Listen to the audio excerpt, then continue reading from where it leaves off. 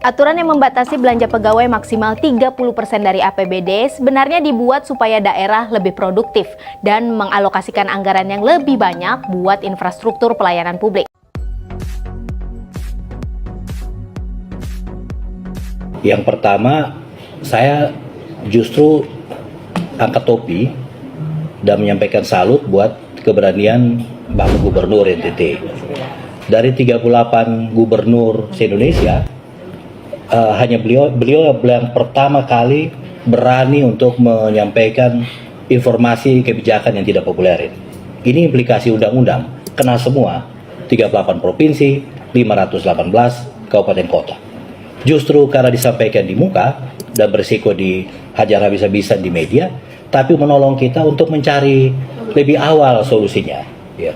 Jadi terima kasih buat Bapak Gubernur. Dan waktu beliau sampaikan itu pas talk show Gamki, saya ada di samping juga dan napas satu-satu mendengarkan ini situasi. Nah, saya kira kita bisa mengajukan tiga gugatan soal ini bersama-sama. Yang pertama soal gugatan keadilan fiskal. Kita harus menegaskan ke pemerintah pusat bahwa NTT bukan Jakarta, bukan pula Jawa Barat. Memaksakan ambang batas belanja pegawai 30% tanpa melihat karakteristik NTT sebagai daerah kepulauan dengan rasio kemiskinan tinggi adalah sebuah ketidakadilan fiskal. Kita butuh kebijakan afirmasi, asymmetric policy. Jakarta boleh saja dibatasi 30% karena PAD-nya melimpah ruah. Tapi bagi NTT, pembatasan kaku ini adalah hukuman bagi daerah yang sedang berjuang membangun SDM. Itu yang pertama. Yang kedua, ini taruhannya indeks pembangunan manusia. Mari kita buka-bukaan, mari kita jujur saja. Jika 9.000 tenaga ini dirumahkan, siapa yang akan berdiri di depan kelas di pelosok Sumba dan Flores? Siapa yang akan memegang stetoskop di puskesmas terpencil, di Alor, di Rote, dan Sabu? Pemberhentian ini bukan sekedar efisiensi. Ini adalah sabotase terhadap masa depan IPM NTT. Jangan sampai kita bangga laporan keuangan kita sehat, menurut Undang-Undang Hubungan Keuangan Pusat Daerah sebagai standar pusat, namun anak-anak kita sekarat pendidikan dan kesehatannya. Gugatan ketiga, kita menagih tanggung jawab pusat. Pemerintah pusatlah yang membuka keran pengangkatan massal ini sejak 2021. Maka pemerintah pusat yang harus memegang kunci utama dan bertanggung jawab atas solusinya. Kita bersama-sama harus menagih komitmen DAU yang digembok khusus untuk gaji mereka, atau diserahkan ke daerah dan efisiensi yang ditahan. Daerah tidak boleh dibiarkan memikul beban sendirian setelah dipaksa mengangkat pegawai atas nama program strategis nasional. Ya. Dari 3 gugatan itu ada 3 langkah konkret yang bisa kita lakukan. Yang pertama itu lobby politik yang sudah dirumuskan Bapak Gubernur bersama para bupati wali kota.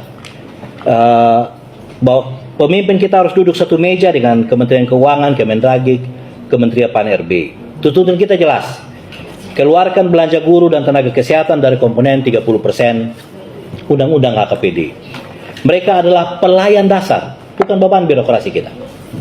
Yang kedua ini ya jalur sekoci penyelamat. Andai kata lobby menemui jalan buntu, gunakan skema P3K paruh waktu sebagai sekoci penyelamat. Jangan ada PHK. Pastikan NIP mereka aman dan hak perlindungan sosial atau BPJS tetap menjadi tanggung jawab penuh daerah. Ini adalah benteng terakhir pertahanan martabat mereka. Saya lihat ada Kabupaten Bandung dan beberapa daerah itu, Kota Waringin Timur itu sudah mulai opsi ini. Yang ketiga, jalur penghematan internal.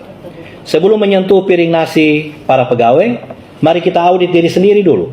Pangkas perjalanan dinas kalau masih ada yang tidak urgen, tunda pembangunan gedung kantor, dan rasionalisasi belanja modal yang belum mendesak.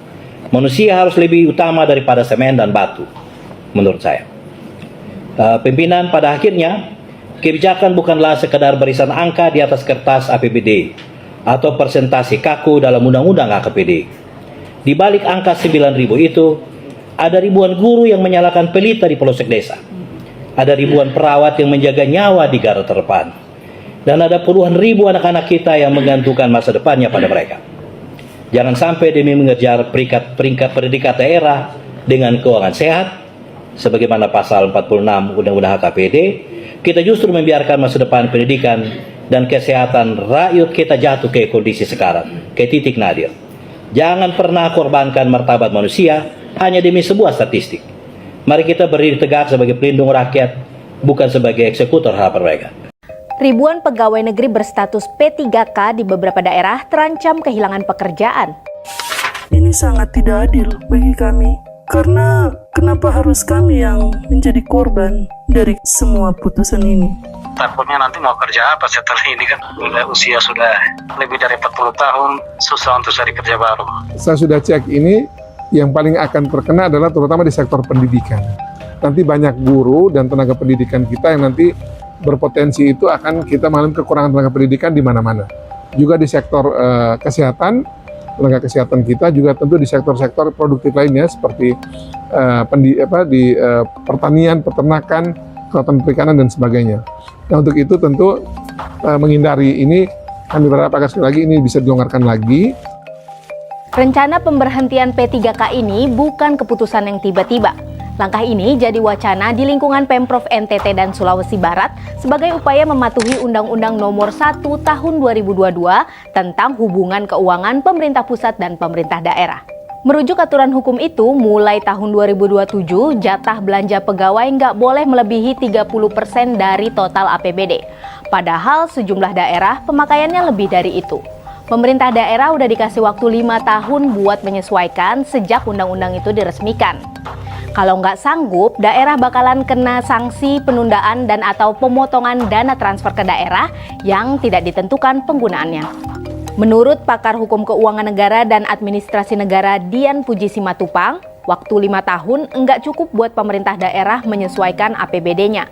Apalagi dia menilai pembinaan dari pemerintah pusat enggak jelas. Dian bilang sesuai aturan kepegawaian, pemberhentian itu tidak dapat dilakukan hanya karena pemerintah salah konsep dan tidak siap dalam membuat dan menerapkan kebijakan. Pengamat kebijakan publik Mudiati Rahmatunisa menilai aturan belanja pegawai maksimal 30% tidak bisa diterapkan ke semua daerah karena kemampuan fiskalnya berbeda-beda. Daerah dengan pendapatan asli daerah yang rendah, tetapi kemudian kebutuhan layanan publiknya tinggi, berarti butuh SDM yang cukup banyak juga, misalnya untuk layanan pendidikan dan kesehatan, kata Mudiati. Jika pemerintah tetap menerapkan aturan itu, pelayanan dasar publik yang akan jadi korban. Kepada BBC News Indonesia, Menteri Pan-RB Rini Widiantini mengatakan pemerintah memahami kekhawatiran para P3K. Dia bilang mekanisme yang sudah ada dalam regulasi akan dioptimalkan supaya bisa mengakomodasi kepentingan semua pihak, baik pegawai, pemerintah daerah maupun masyarakat yang dilayani. Namun dia menegaskan pengangkatan P3K di daerah sejak awal didasarkan pada usulan dari pemerintah daerah yang sudah menyesuaikan dengan kapasitas keuangan daerah masing-masing.